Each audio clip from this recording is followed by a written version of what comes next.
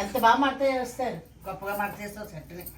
చెయ్యి రాకపోతే రాదని చెప్పి నాకు ఇవ్వాలి సెట్ని.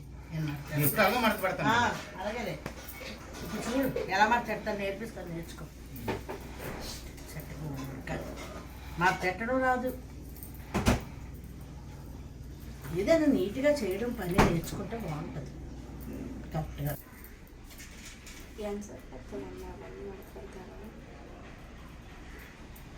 నచ్చినట్టు ఎలా పడితే అలా మడతలు వేసేసుకుంటారు. ఇంకా మడత వేయడానికి కూడా బాధపడిపోతుంది.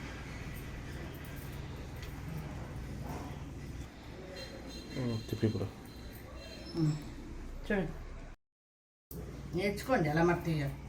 ఇలాగైతే ఎన్ని సెట్లైనా పెట్టుకోవచ్చు తెలుసా.